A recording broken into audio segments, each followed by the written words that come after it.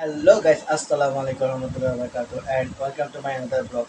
Guys, আজকে আমি কথা বলবো বৃদ্ধাশ্রম নিয়ে। আমাদের দেশে প্রত্যেকটা জেলায় এখন দেখি বৃদ্ধাশ্রমের সংখ্যা বৃদ্ধি পাচ্ছে। কেননা এখনকার যুগের ছেলেমেয়েরা তাদের মা বাবাকে তাদের সাথে রাখতে চায় না।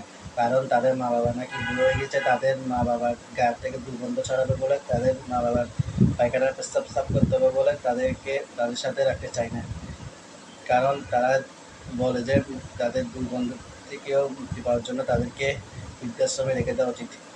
গাইস, একটা কথা চিন্তা করে দেখেন, আপনাদের মা বাবাকে আজকে আপনারা রাখতেছেন না, কালকে আপনাদের ছেলে মেয়ে আপনাদেরকে রাখবে না।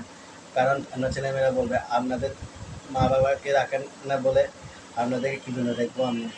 হ্যাঁ, আপনাদেরকে রেখে আমাদের লাভটা কী? আপনাদেরকে হাত থেকে দুর্গন্ধ ছড়াবে, আপনাদের পায়খানা পেচ্ছাব সাফ করতে বলে আপনাদেরকে আমি রাখবো না। গাইস, চিন্তা করে দেখেন, আপনাদের ছেলে মেয়েও যদি আপনাকে এই কথাটা বলে থাকে যেটা আপনি আপনার মা বাবাকে বলতেছেন, তাহলে আপনাদের কীরকম লাগবে? তাই জন্য আপনাদের মা বাবাকে আপনাদের সাথে রাখিয়েন আর মা বাবাকে খেয়াল রাখবেন। কেননা মা বাবা যদি একবার হারান তাহলে দ্বিতীয়বার মা বাবাকে আর ফেরত পাবেন না। আপনি যদি একটা বিয়ে করেন, পরে একটা বিয়ে করতে সুযোগ পাবেন, কিন্তু একবার মা বাবাকে হারালে একবার ফিরে পেতে অনেক কষ্ট হবে। এখন দেখি বউরা তাদের জামাইকে শিখিয়ে দেয় যে তাদের শ্বশুর শাশুড়িকে না রাখার জন্য।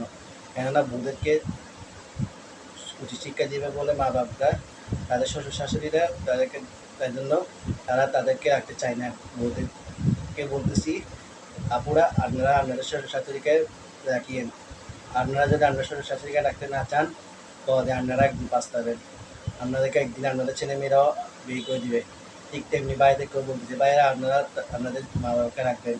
কেননা আপনাদের মা বাবাকে যদি আপনারা ফেলে দেন, রাস্তায় ছেড়ে দিয়ে চলে আসেন, আপনাদের ছেলে মেয়েরাও একদিন আপনাদেরকে এরকম করে রাস্তায় ছেড়ে চলে আসবে।